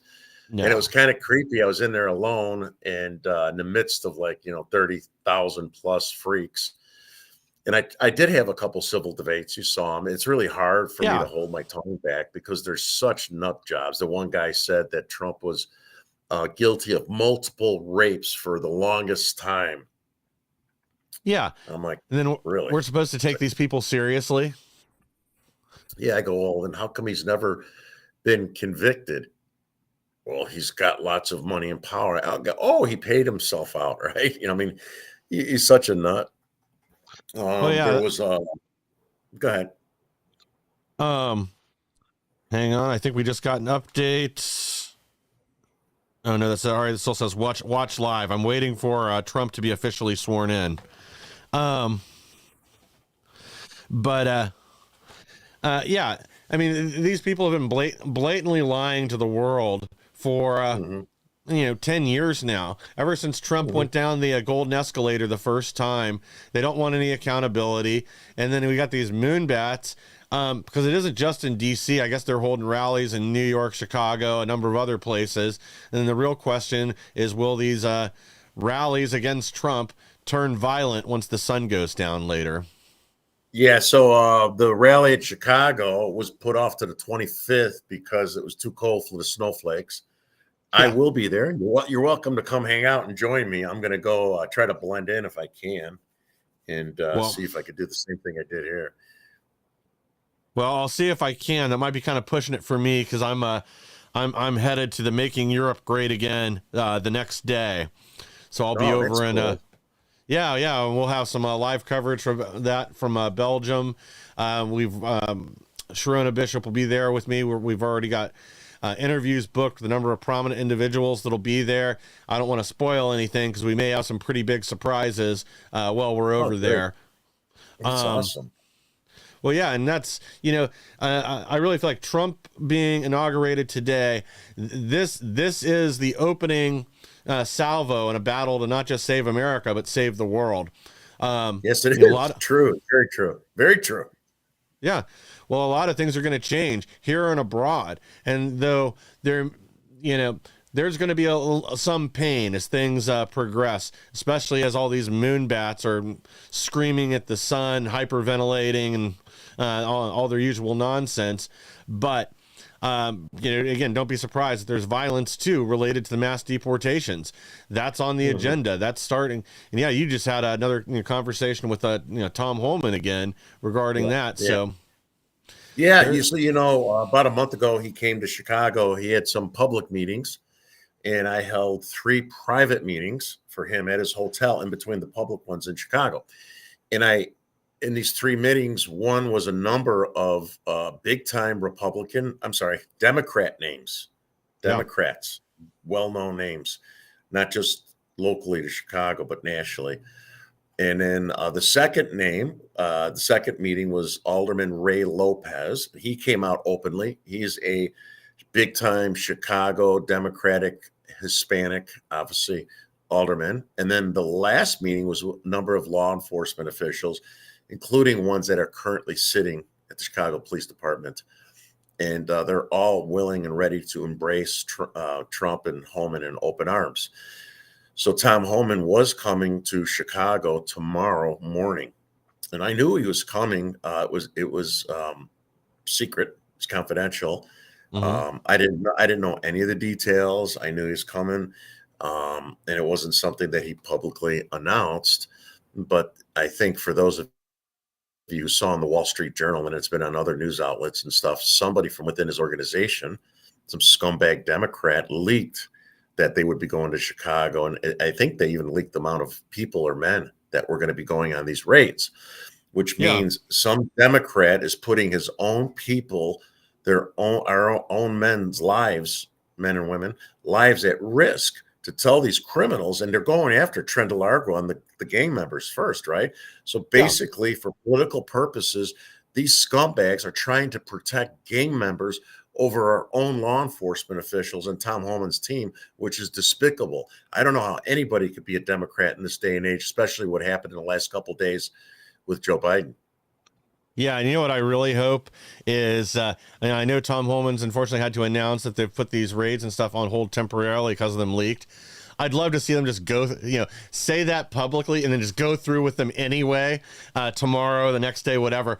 Catch them with their pants down now that they're not expecting these raids to occur, enforce them anyway. Because, one of the things that Tom's been out there saying is that, one, we're going to target all the criminals first that are currently in custody wherever that also invaded our country. And two, they're going to target a lot of these cities like Chicago, like possibly, Springfield, Ohio, Aurora, Colorado, parts of Texas, parts of Tennessee, part of New York, obviously, places where the invasion has hit the area the hardest, and it's made the national news for any of multiple reasons. I still want to see that happen. The sooner, the better. It'll send a message. We are hearing that people are making their way out of the country. They know what's coming. A lot of the people have been here living off of our welfare system and the forced generosity of the American people through the Biden regime and through all these NGOs. But this is just the beginning, and it needs to be not just targeting the illegal aliens that are here, but also all those who facilitated it through these various NGOs and through government entities. Yeah, I pray to God. This morning, I saw one of Tom's assistants this morning at breakfast, and we were talking a little bit about the Catholic charities. And then this morning, I saw some of the Catholic bishops in the Archdiocese of Chicago they had a prayer thing to vigil today for the immigrants and protecting them. I'm going to slam those bastards, man. I'm going to keep going after them. I'm going to go. As a matter of fact, after we're done, I'm going to call them out on Twitter, and I'm going to do more FOIAs. I'm going to find more information. I'm a Catholic. Yeah. I keep saying this over and over. Go to be funny. I'm not a good Catholic, which makes me a normal Catholic because I could go to mass on Sunday, have all my sins cleansed, and I could start over first thing Monday morning and start all over again next Sunday. So it's kind of a joke. Yeah. And for them to be part of all the things they've done historically, that's bad. I know a lot of religions, especially the Catholic religion, goes back so far, right? But the things they've done recently with massive cover up of, sexual assault of young boys. And now they're destroying and getting paid by our government to destroy the United States of America. And they're supposed to be these religious individuals that try to do the right thing. Yes, you want to help homeless. Yes, there's so many homeless here in the United States of America that need to be taken care of. Why don't they focus on them instead of bringing in the slugs from other countries that we have to take care of when our people are freezing in the streets? Well, yeah. And, this has been one of the big problems with the Catholic Church over the last several decades now, unfortunately, that they've really just taken this plunge downhill. I was also born and raised Catholic, attended Catholic schools, all that fun stuff. But, our current Pope is embracing the LGBTQ movement, changing, going after any bishops or priests that speak out about it or ask any questions. He's a socialist, a communist, whatever you want to call it. But this guy's a globalist at the end of the day that is sacrificing the Catholic Church at the altar of globalism, destroying what they've built up. And like you said, they're actively undertaking efforts to destroy not just our country, but many countries in Europe. And then at the same time, the hypocrisy, just last week we covered a story where they want to do something about the illegal aliens that have invaded the Vatican there. They're going to throw them all out. Oh, really? So, I got to look that up. Really? Oh, yeah. I'll send you a link. So we just covered it. Were you an altar boy too? Were you an altar boy? No, I was never an altar boy. I dodged that bullet. Yeah, my first sexual encounter was when I was 11-year-old altar boy. It's a joke. Jesus. It's a joke. It's a bad joke to my Catholic friends. It's a joke. But you guys earned that joke, right? You earned it. It wasn't like, you earned it. Well, and again, that's something like you alluded to that's accelerated under the current Pope, is protecting priests that are have been caught up in sexual assault cases and similar. They'll move them to the Vatican or wherever out of the jurisdiction of whatever government would have prosecuted the case. And again, they've had a huge effort to cover this stuff up, keep people quiet, and it continues today. My neighborhood is Italian, Irish, Catholic, right? Lots of folks in mine where I grew up, Southwest Side, and then I post some of these stories that you're familiar with on Facebook, and then I had people from my neighborhood say, "Oh, Terry, you're doing great work, respect it, but now that you're going after our Catholic Church," I'm like, hold on a minute, and I go, you know what? It's up to we're supposed to expose this stuff. What are we supposed to accept it just because we're Catholics? It's no different than the 1930s. If you remember what happened in Germany and Hitler, for those German people, it stayed silent while Hitler was taking his power in the country and led to all the bad stuff that occurred. So how could we stay quiet? Even if we're Catholics, we're supposed to just let it go by, or the sexual assault, the invasion of America, and pushing all these illegal Venezuelans that are leading to human sex trafficking and other crimes. So we're just not supposed to pretend it's not happening. Yeah, and there needs to be a lot of things, a lot of change and justice for the victims within the Catholic Church, but we really need to. Their current crimes, as I see them, with these NGOs and facilitating this human trafficking around the world, and moving people up through South America and here, that's also facilitating this. That's also facilitating a lot of these missing children that have gone. And that needs to be a focus. There needs to be huge investigations. And I think if the funds that went to any of these NGOs were illegal in any way, we need to go after them and take the money back, sue them for every penny they were giving, crush them financially so they can't operate again and are not able to facilitate this kind of crime on the American people or anyone else around the world. Absolutely. Another guy I want to have you have on your show. His name is Alderman Ray Lopez. You might be familiar. He was one of the private meetings with Homan.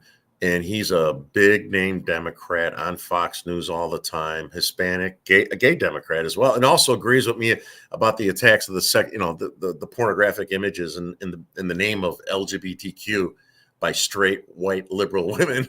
So he's an awesome guy. He's like an old Democrat. I remember when I was a young kid with my parents growing up, and he put forth an amendment to change Chicago's welcoming city, sanctuary city status, right, to amend what they had in place there, and he wanted to allow Tom Homan or ICE to go after criminal illegals, gang members, drugs, violence, murder. That's it. He didn't even put in spousal abuse. Not that he doesn't agree with it, they should go after him, because he wanted to make it easy for us to try to clear out the city of Chicago and the Chicagoland area with these bad criminals first and focus on them. I went and presented to City Hall a week ago. None of those scumbags care. They voted it down. He did get 11 aldermen to vote with him, but they're lying and they're saying it's fear mongering. It's not going to do anything. It's not fair. All this crap. I just don't understand. I don't care if you're an Hispanic Democrat. Why wouldn't you want to allow it to be easier to go after and specifically target the criminal, illegal Venezuelan gang members and others to save and it makes no sense. No, agreed. Well, that's the thing. I do think you're going to start to see the split as they have with Fetterman, Senator Lurch, that there are some of them that do want to do right by their own people. As you kind of alluded to there, Democrats did not used to be a pro-invasion party. They used to understand, even Bernie Sanders used to understand, and you don't have to go back that long, 8 years ago, Sanders understood that if you allow a flood of illegal aliens in, it depresses wages, it hurts low-income earners the most. It hurts communities like the black community and the Hispanic community in Chicago, when all of a sudden they're flooded with all these people that'll work for under acceptable wages. It robs them of opportunity, not to mention like with Chicago and many other cities where facilities and things that were given to them have now been overtaken to shelter illegal aliens, from housing people in their schools to the gyms to the community centers. And, as you've carefully documented, they had these warming buses last winter in Chicago, and they wouldn't let American homeless people on them and said they were reserved just for the illegal aliens invading Chicago. And these poor guys are to sleep in a tent with heaters. And the one poor guy had to get fingers amputated because of the cold. Yes. Yeah, it's just ironic. And, they're supposed to be of the people and stuff, and they're not part of they're not supporting the people. The Democrats came to power and stayed in power. And I use the analogy, they're Santa Claus, right? They basically buy the votes. They buy the votes of the Democrat, the low income, they give them government cheese and stuff, right? So that's how they got into power. That's how they stayed in power. Then they expanded that to the unions, right? The union bosses. So they give them certain handouts. They give them things. They give all these union folks, right? So it's not because their policies are the best. They play Santa Claus. So for us on the Republican side, how do you fight against Santa Claus? It's like a divorced couple, right? Mom keeps giving the things to the kid, and dad's like trying to have some level sense of sensibility to, and mom keeps bribing the kids, and they're like, dad's trying. It's reality on the kids. It could be vice versa. So I don't want any women whining and stuff. I'm using that as an example. And that's what's going on here, but on a broader national scale. So what I think in time, they've overreached so much. They've overreached so much that they pissed off the blue collar Democrats. So what are they doing? They're looking for bribing these criminals from South America, in conjunction with the Democrats and the Catholic charities and the Catholics, because they're mostly Catholic. So they're taking our tax dollars, giving it to the legals, buying them, bribing them, paying them off, bringing them here to fight against us, the people that are using they're using our tax dollars to buy votes. That's all they're doing.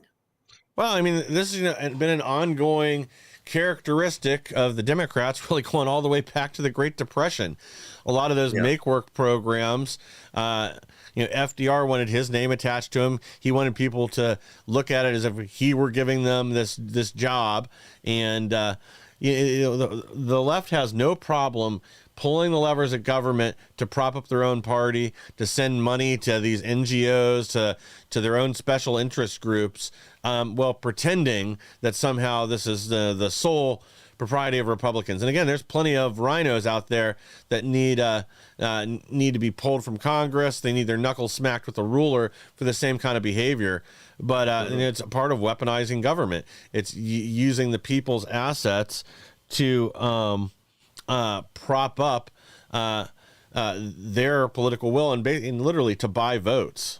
Mm-hmm. Yeah. Hey, I want to do a little commercial for Behind Enemy Lines. I want to. Yeah, of course. I want to thank you with Mike's help, everyone, and Annie. Behind Enemy Lines will now be seen on Patriot TV, which I'm honored and proud and excited about, on Saturday and Sundays. I think 7:00 Central Standard Time.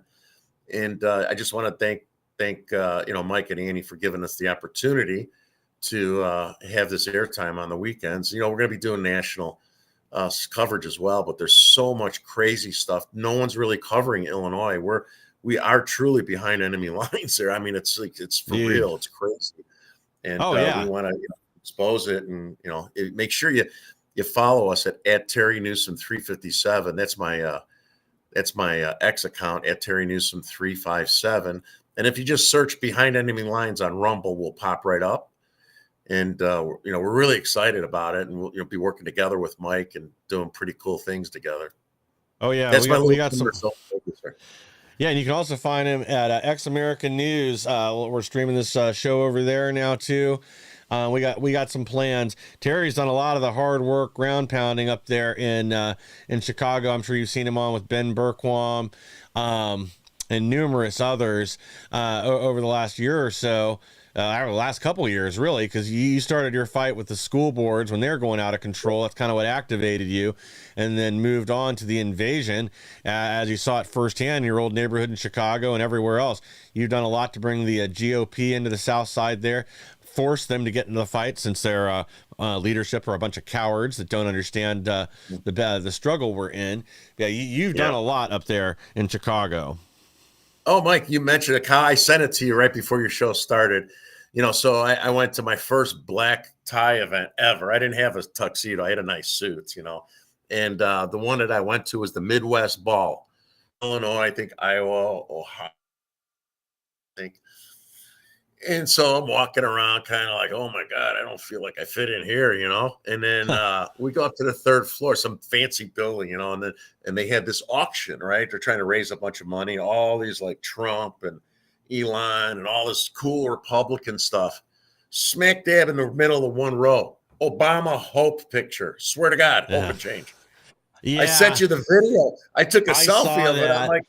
I'm like, only in an event that Illinois is at where somebody would be auctioning off an Obama Hope poster for the Illinois Rhinos to feel comfortable when they're away from home. Yeah. I don't know. I mean, you would think if it was a joke, this is like serious. Everyone's like, their waiters are in white gloves. And it's like, oh my God, smack dab in the window. So no one put joke or anything in there. And the starting price was $500 or something like that. Yeah, like if it had been like signed by President Trump and JD Vance, or even just all the local Republicans, I could at least kind of like understand like where the humor is supposed to be. But the fact that they're just selling you an Obama poster for $500+, did anybody bid on it? I don't know. We were up there, and I told my buddy, I go, man, if I could afford to, burn this money, I would buy it, win it, and then drop it on the marble floor, filming it, right? Yeah. It's like, I don't know who allowed that. I'm sure that's a company brought in there, but somebody would have unless the guy that was the auctioneer did it to be a smartass, right? He's probably a big Obama fan. I have no idea, but it makes no sense. It's a joke. Well, yeah, and I guess if you had bought it and thrown it on the floor in Chicago, that's probably a hate crime. So I guess you're lucky you didn't do that. They probably would have hauled you off to jail. Yes. Be like a burnout on Rainbow Road. They just can't take the joke. They can't take the heat. I'm trying to check back to see if Trump is officially sworn in as our president yet. But I haven't seen any updates as of. Yeah, while you're checking, if you want, I'll talk about a couple of my interviews. Go for it.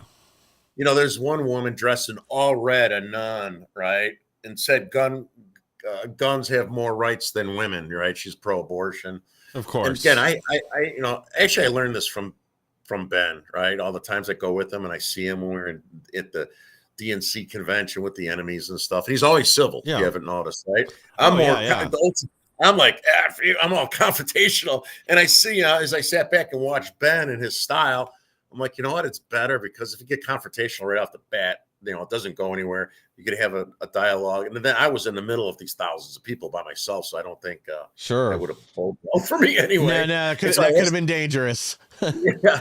So I asked her, about abortion, my body, my right, the woman's thing, all the same lines of things that we're all familiar with, right? And I said, well, I said, I'm not against abortion to a point where the baby is a baby, right? I know some of people on the right are totally against abortion, even at the point of conception. Sure. And I'm not on board on it. Like I said, I'm a Catholic. I'm not a good Catholic. And I said, well, what about late term abortion? Well, it's the woman's right. It's her body. I go, but do you agree that by the late term it's a baby? I mean, it's like inside you, but it's within the woman. And I'm like, so she could kill it. She goes, it's her body, her rights. I go, but it's two bodies, two rights.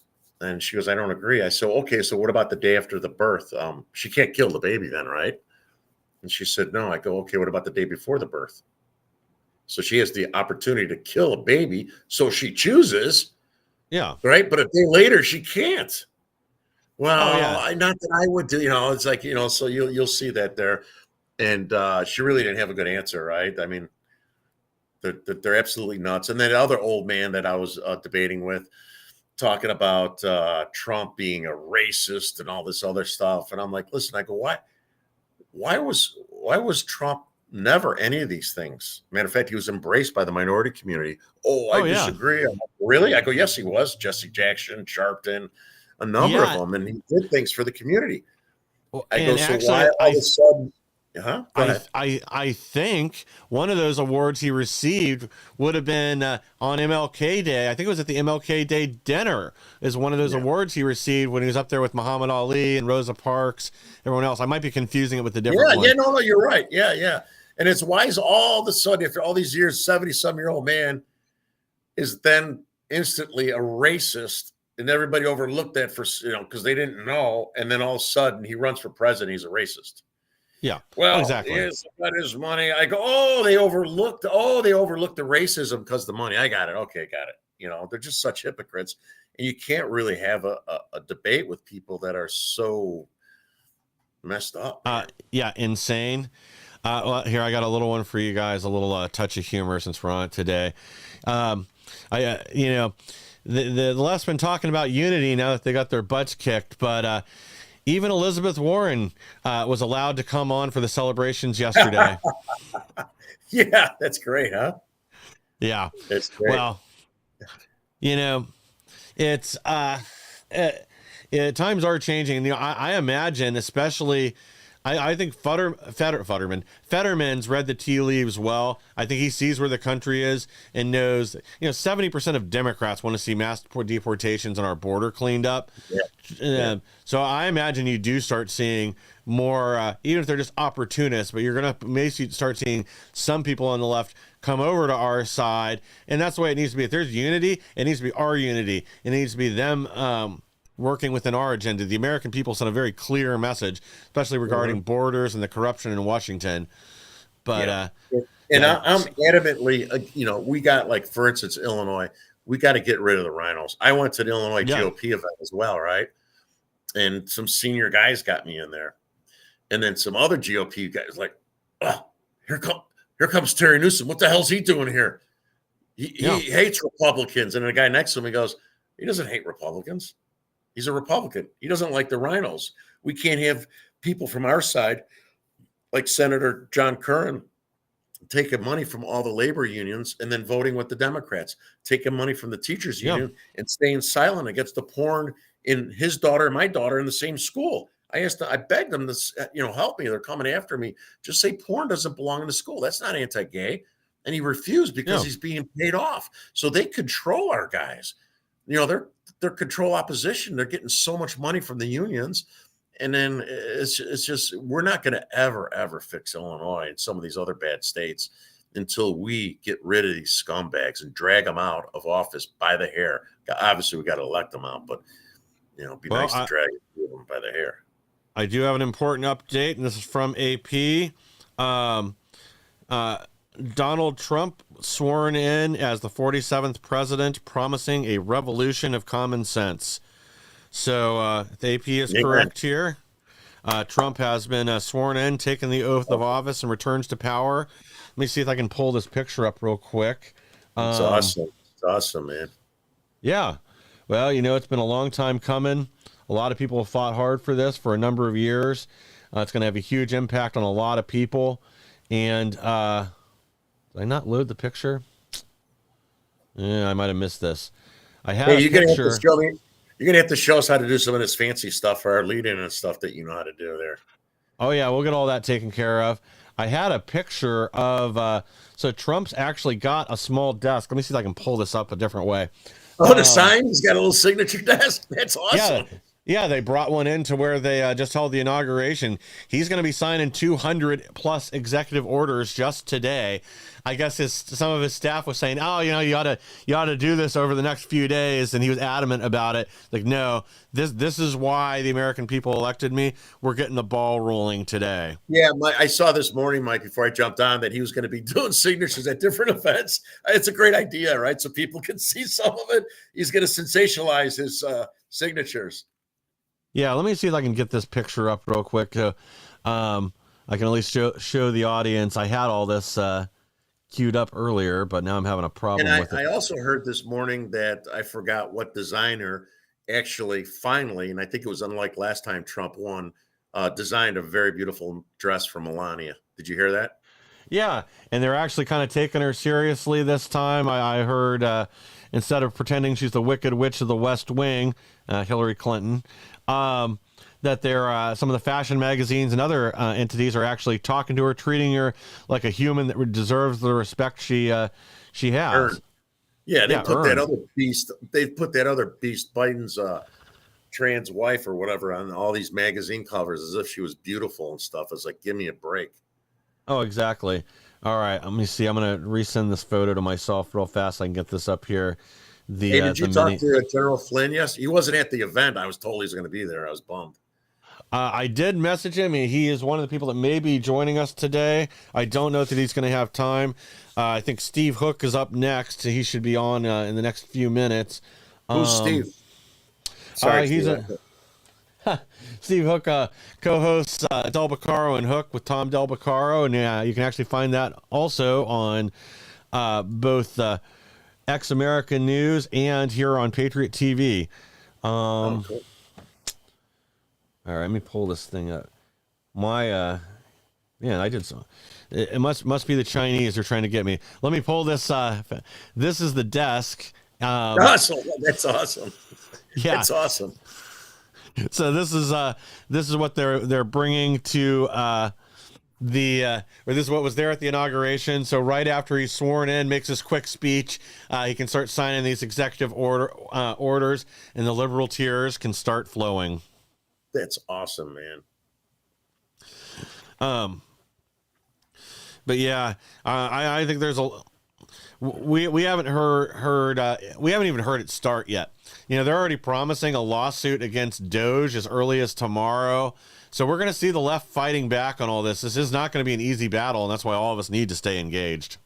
Yeah, one thing I wanted to mention before your next guest gets on, that there was lots, and everybody probably heard lots of threat concerns floating around big time as to even why they moved it inside. I talked to one of Flynn's bodyguards.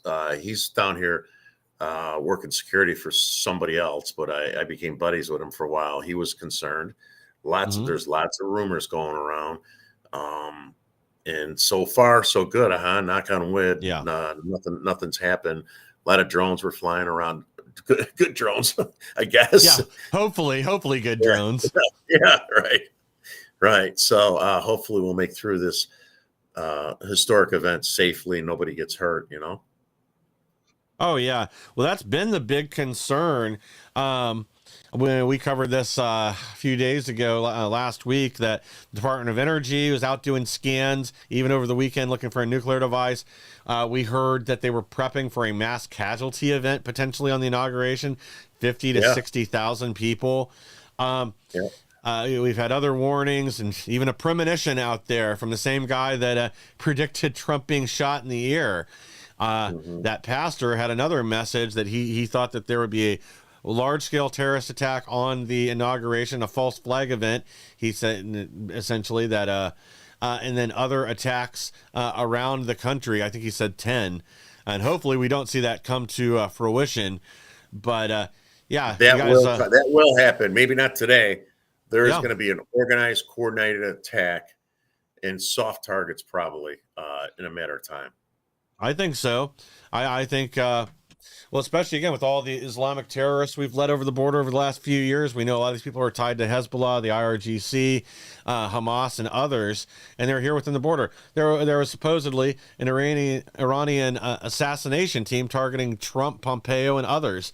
So it's just kicking off, and not to mention all the other terrorists the FBI has been grooming for the last few years. Yeah, and one of the things that Tom said resonated me with, and at that event too, that you were at with us in Chicago way back in June, and he's doing it on all the shows now, is that, we have the, 12, 15, 20 million illegals, right?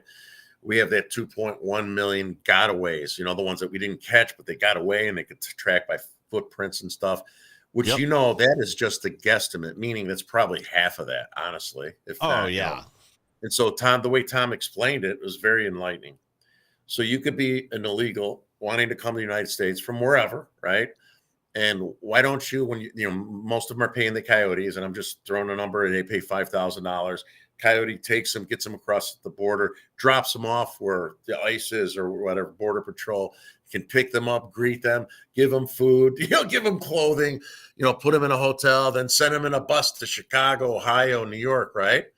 Yeah. And be greeted by Catholic Charities. Yeah, or exactly. There's the getaways that pay like twice that or whatever. And they have to go through the rugged terrain. They don't get dropped off at a center where ICE agents or Border Patrol are sitting there with the Catholic Charities bus in a hotel. They're going through the rugged terrain, not wanting to be caught and seen for a specific reason. That is not somebody who's here to be an asylum seeker starting a better life. So we have at least 2 million people that are here with ill intent. Yes. Very bad intent, or they wouldn't have done what they've done. Right. Yes. So there is absolutely going to be massive coordinated attacks that are going to start hitting our country. I don't know when, and I don't know how they're going to stop because there's so many of them. Yeah, well, I agree, and that something needs to be done. Well, Terry, I want to thank you for joining us again today. We're going to have to get you on later this week. I'll reach out to you after the program or later today. We'll get something set up because I do want to cover the video that you sent over with these moon bats in D.C. and everything going on in Chicago, because I think that's ground zero for ending the occupation of America. Thank you very much for having me on, and at Terry Newsom 357. Exactly, guys. Make sure you check out Behind Enemy Lines. Terry's done a lot to help save our country, and I think you're going to be hearing a lot more from him soon. Guys, I'm going to we'll take one quick break, and then I'm going to add in our next guest, and we'll go from there. Attention business owners and entrepreneurs, Patriot TV is launching a brand new TV series showcasing American-made products, and your business could be featured. Whether you sell your products online on Etsy or Shopify and dream of reaching millions of viewers on smart TVs like Samsung, Sony, TCL, and LG, or apps like Roku, Android, and Apple TV, this is your chance. We're searching for US-based businesses offering all types of products and services proudly made in the USA. If you've ever wanted to showcase your products on TV like QVC or the Home Shopping Network, now's your opportunity. Support our American economy, grow your business, and be seen by loyal Patriot viewers across the country. Know someone with a business or have a business yourself? Don't miss out. Contact us at supportingpatriots.com today. Be a guest on this new exciting TV series. Let's put your American-made products in the spotlight. Behind the power. Vladimir Putin will remain in office until 2036. Beneath the secrecy. You'll be the most powerful man in the world. Is the real story that defies reality. Putin is being called bold. What's your strategy to bring them back to the Stone Age? Chilling. You won't be able to look away. How can his kingdom last? Putin, rated R, in select theaters January 10th. Hey folks, it's your buddy John Rich here and co-founder of Old Glory Bank. Let me ask you a question. Why would you trust your banking with people that hate you? Well, you shouldn't. We're building a freedom economy, and now we have a pro-America bank. It's called Old Glory Bank. Check it out at oldglorybank.com and open yourself an account today. Old Glory Bank is a full-service, FDIC-insured online bank with business and consumer banking and customers in all 50 states. It takes just 8 minutes to open an account at oldglorybank.com. Well, it's official. Biden's reign of terror is over. The nation can begin healing. The Trump agenda can start being implemented in full force. Steve Hook, how are you doing today? And thank you for joining us here. Oh, man. Mike, it's great to be with you. And yeah, hallelujah. Handel's Messiah, you know. I mean, it was really, it's just an absolute wonderful day. Cold. Sure, they moved it inside. I think as it turns out, that was a brilliant move for every possible reason. Yes. Melania looked stunning. And here we are. Let me ask you this, Michael. I know you've been watching some of this, some of Trump's speech. I haven't been able to actually. Our video player crapped out on me earlier. Oh, well, trust me, you'll see it on the highlight films. Oh, yeah. Two most miserable looking people I've ever seen are Kamala and Joe Biden. They are just, and the two most embarrassed people are the second husband, and Jill Biden, Dr. Jill. Yeah, They Dr. just Jill, look breakfast tacos, Biden. Yeah, breakfast tacos. Well, they just look absolutely miserable, and who can blame them? But Trump seems triumphant, and why shouldn't he really? Yeah, I mean, I think it's really unfortunate that they sabotaged the will of the American people with all these pardons to begin, over yesterday and today. I guess really mostly the ones from this morning. To be honest, like if they just ended at his son, Hunter Biden, that's still robbing the people of the justice they deserve. But to a certain extent, I kind of understand, like Derrick said, if it was one of his kids, he'd pardon him too. And I think there is something to be said for that. But pardoning Fauci and Liz Cheney, and Adam Schiff, and the rest of these dirtbags that lied to the American people, manipulated them, and in Fauci's case, is potentially responsible for thousands of deaths. Robbing the American people of that justice is sad and pathetic. But again, that's who these people are. Yeah, well, when you go through life as a serial grifter, plagiarist, and a professional politician for over a half a century, and then you hand that person plenary power to pardon, you can pretty much guarantee he's going to cover his own ass. And there was a lot of that going on. And also he pardoned his entire family preemptively. I mean, yep, we just saw that. So, there you go. Did you expect anything less, Michael, on his way out the door? I mean, he may not be cognitively there, but he's still, he is a political dog, always has been, and he's going to cover his own butt, and he did that. And a lot of people are breathing a sigh of relief, though. I look forward to seeing how Pam Bondi and Kash Patel deal with these pardons. These people have just given up their Fifth Amendment right, by the way, so they can be brought in for loads and loads of trouble. We'll see how it goes, and who knows. Yeah, and that's something we discussed earlier too. And I think they do need to drag them all before Congress because they're only inoculated for things they did prior to today. So if they lie to Congress, they can still be prosecuted for contempt. They also can't, like you said, they can't invoke their Fifth Amendment rights. So they will have to give whatever testimony is required of them. If they refuse to, again, that's contempt of Congress. They can be charged. And there are a lot of ancillary people out around there. I also saw this tweet from Vindman's wife, I think it's Rachel Vindman. She's mad her husband didn't get a pardon. And you know what? I bet there's a lot of people like that now compelling them to talk won't be difficult. In getting all the other people that facilitated this, all the nameless losers in Washington, D.C. that have their fingerprints on this, none of them are protected, and that will still send a message. And at the very least, maybe get some of these mind-numb robots in government that right now think their mission is to block Trump and stymie the Trump agenda any way they can. That may get some of them to think twice about it. Well, I think it will. And I think this is why, and you'll recall, it was only a few weeks ago, most punditry, the punditry class, if you will, were basically saying, well, you can forget Pete Hegseth. He's never going to be confirmed. Pam Bondi, she's a bomb thrower and whatever. He's going to get all of them, save Matt Gaetz, who frankly was a kind of a bizarre choice. And I think he did better with Bondi. But I think Trump is going to run the table on this. I think probably Tulsi Gabbard is going to get some pushback, strong pushback, but I think she gets through as well. And then the rebirth of liberty and also justice. I think you're right, Michael. Yes. I think that there's a big raft of people that need to be looked at, and they're going to be looked at, I suspect. Yes, and I think you're exactly right. I think the only hopes they have to stop, or the only hope they have to stop of any of these nominees is going to be Tulsi Gabbard. Apparently, there's a big plot going on behind the scenes to try to prevent her from assuming power, and then RFK Jr. And I feel like that if they're going to get anybody, it's going to be him, because unfortunately, there's a lot of these rhinos too beholden to big pharma and these massive conglomerations that are putting a lot of our farmers out of business. That's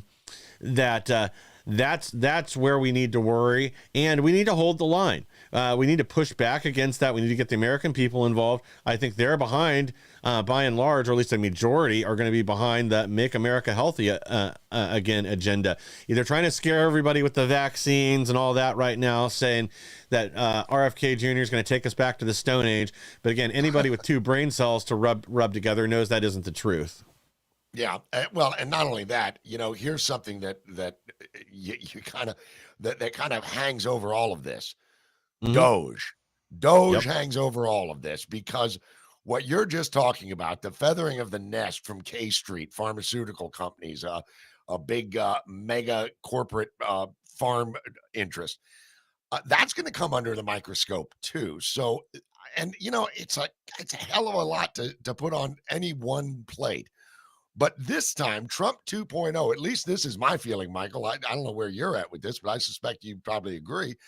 He has surrounded himself with great people, not people that just kind of, hey, these people know Washington, you need to hire these people.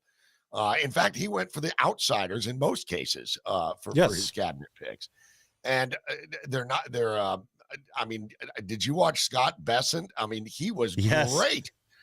I mean, so he's really got a great team around him, and I suspect there is going to be some changes, and people can bitch and scream all they want, and those aforementioned rhinos, I think they're starting to get a feel for which way the political winds are blowing, but we'll see. There's going to be some flare-ups. Well, yeah, and to your point, I think some of them are starting to get the message. Even John Thune, he's softened some of his rhetoric and backed down from earlier statements because he sees where the winds are going. Not to mention, I mean, these hearings for the left, they have to have been such a disappointment how they went, because I mean, it was just one verbal beatdown after another. I saw, I think it was on CNN, we talked about it the other day, where a lot of the leftist pundits are now out there whining and complaining that Trump's clearly coached these nominees. They've been talking to lawyers. They know what to say to Congress. Yeah, so they showed up prepared, and your people clearly didn't. I mean, some of them couldn't even show up sober. So what do they expect to happen? And again, they're arguing from such ridiculous positions against most of these people that the only person that's going to understand, that's going to agree with it, is a zombie. It's somebody that has lost the ability to think for themselves and is completely blind to the weaponization of justice that's gone on through the Biden regime. Yeah, well, I've often said that the only thing worse than willful blindness is willful stupidity. Yeah. What we've got going on here with a lot of these folks is they're leaning on the very thing that costs them everything, and that is the woke hard left. Lean into it, and they're not shying away from it. That's the thing, and the irony of it is that they're leaning into an ever shrinking base of supporters. Hell, Snoop Dogg performed for a Trump inauguration. Oh, I know. And Nelly, he came out of retirement. Yeah, Nelly came out of retirement. You've got all of these heavy hitters in the Silicon Valley world, from Bezos to all of them joining Trump there at the inauguration. I mean, as we touched on, man, the political winds are changing in a big way. And this Maisie, you said that the Democrats were like, oh man, they got beaten up. Well, they did, but in large part they beat themselves up. Mazie Hirano, I mean, good Lord, Mazie Hirano, just ridiculous. Anyway, the other thing that it's really made an impression with me with watching these hearings, or as much of them as I could over the last week or so, has been, again, they're not playing games. Trump's people know what the agenda is, and they're not pulling their punches. They're not afraid to call out Schiff for his nonsense, or just tell somebody that's a ridiculous question, and just point out the flaws in their argument. They're not going to back down. They're not going to do the usual play nice like Republicans do. We're out for not for blood, but for justice.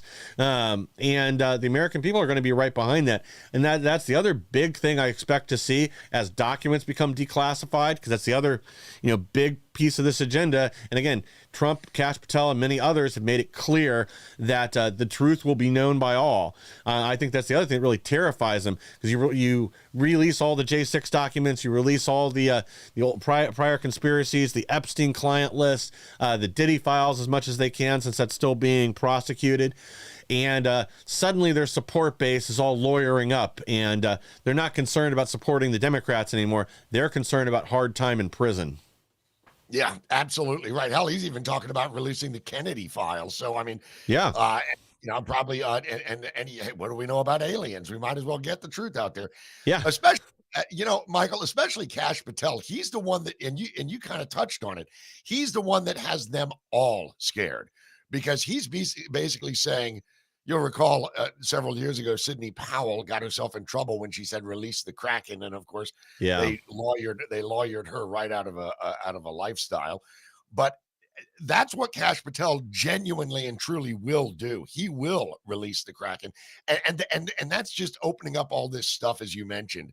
I mean, there's a reason that Hillary Clinton destroyed BlackBerries, folks. There's a reason that she had her handlers take sledgehammers to her hard drives.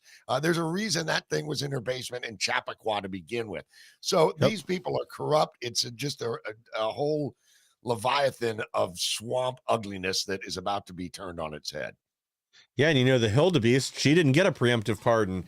So I wonder if But any Schiff of her... did. But Schiff did. Adam Schiff did as part of the J6 committee. So, yeah, well, if I wonder if we're totally out of the statute of limitations for all the crimes related to her private server in the bathroom. Because some of those, potential espionage, moving classified documents, things like that. I think classified documents, is 20 years. And for every count. Yeah. So maybe we can put her away. Maybe the people of Haiti will get some justice. Because again, I don't think we ought to back down off anything. All cards should be on the table, and we should pursue this aggressively. They made up charges, manipulated laws, made up new laws, ignored statutes of limitations to go after Trump. We don't have to go as far as they did, as in violating the law or creative lawyering.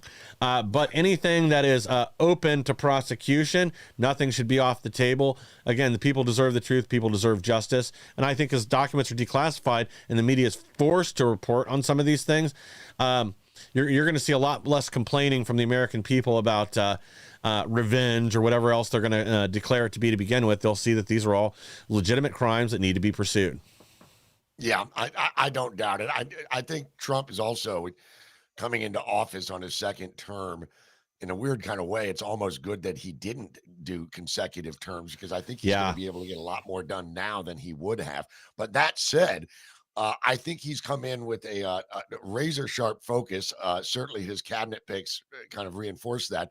But he's also learned a bit of political pragmatism, having spent 4 years in that inside the Beltway, which is a place I never go and don't leave feeling dirty. I mean, I don't know about you, Michael, but every time I go to DC and I enter the Beltway there and I get into the heart of it, I'm like, oh God, I get so cynical. But I hope that he does bring justice to these people, and those that don't see ultimate justice will at least see their entire crimes exposed. And I think that's going to be, it's going to be fun to watch. Oh, agreed. Yeah, and I think we're going to see a lot of gnashing gnashing of teeth and wailing over the next few days as they pretend to be apoplectic in front of the cameras. But I think the Trumps made no bones about it, like we just discussed before you joined us. He brought a little miniature desk. I'll put this up on the screen again. To the inauguration today, and apparently he's planning on signing over 200 executive orders before even moving on to the next event. So, God, I love that. Oh, exactly. Yeah. So, again, Trump's not playing around. The vast majority of his nominees, I'll be honest, there's one or two I'm going to be keeping an eyeball on. Dr. Oz, and I'll be honest, Marco Rubio, I know his statements and everything have been a lot better. The rumor has been he felt like he was burned by a lot of these deep state globalists before, and that's part of why he's come out swinging. And I hope they're right. I hope this guy is a changed man. And but as you said, these hearings, Bissett, Bondi, all of them have been just knockout blows to the left and to their agenda. And watch, I bet by next week, they're not even covering these hearings anymore because they've been so damaging to the Democrats. Yeah, and the Democrats have been so damaging to the Democrats. Yes, true. And this is the problem with them. That again, when you the old adage is live by the sword, die by the sword. In political terms, you could say that if you live through identity politics, you shall die by identity politics. And look at what happened. Trump, in the first part of his speech, reached out and thanked the Black and Hispanic communities across the fruited plain who turned out in record numbers for him. That's another cold shiver down the spine of every Democrat inside the Beltway. And, I think that there's just so much upside to how this has turned out. And for Trump, and I think that, and the country, frankly, and I think people are just really in an anticipatory mood. They can't wait. So that little desk is perfect because you saw the circle there. That means they're going to hang the presidential seal right there before he comes out. And if you ever been to one of his rallies, you'll see about 20 minutes before the president comes out, they walk out and they hang a seal on the podium. That's what that desk is all about. And he's doing that not inside the rotunda, but with the American people inside that arena in D.C. And it's just pure Trump. I mean, it's pure Trump. Yeah. At this point, I just pray everybody remains safe in the Capitol. We've discussed this on and off a few times throughout this broadcast, but that's my one big concern. Department of Energy was looking for a nuclear device for the last few days. They've had helicopters hovering around D.C. We've had reports that they're anticipating mass casualty events of 50 to 60,000 people. Wow. Yeah. So hopefully nothing happens. Everything remains peaceful. That the only thing hurt today are the feelings of the left, and things can move forward and proceed peacefully, and America can get back on track. We've lived under this despotic regime for 4 years. It's time for justice, and it's time to get America and the rest of the world back on track, because it isn't just here that things are changing. There's going to be a lot of right-wing populist political parties assuming power here, South America, and over in Europe. The world is changing. Here, and we saw that, of course, down with Milei, which is he's the South American Trump, if you will. And then, of course, it's changing in Germany. There and in Paris, they're starting to see big protests. Yeah, I mean, God Almighty, I hearken back to what Trump said today. He said common sense is coming back. It's common sense. You don't just all of a sudden say we're going to change the very nature of what our country has always been about, and we expect it's going to go great. Well, no, hell no, it's not going to go great. Whether it's United States, whether it's Germany, whether it's Sweden. Look at Sweden. Leads. They used to never have rapes in Sweden. Now, it's off the charts. So. Lessons learned and a time to right the ship all the way around the globe. I agree. Bingo. I think we're going to probably wrap things up here in a second. So, Steve, are there any last words of wisdom you want to leave our audience with? And where can they find you? Well, thank you, Michael.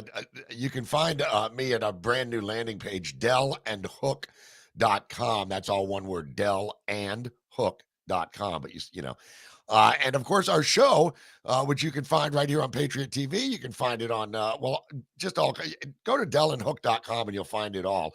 As far as parting words of wisdom, I would only echo what you said. If you're in the DC area, be careful, be vigilant, and be hopeful, because I think it's a new day for America, and I am really anxious. So when we sign off, I'm going to go watch TV for the next 3 hours, because that's what kind of a nerd I am. But thank you, Michael, for the time, brother.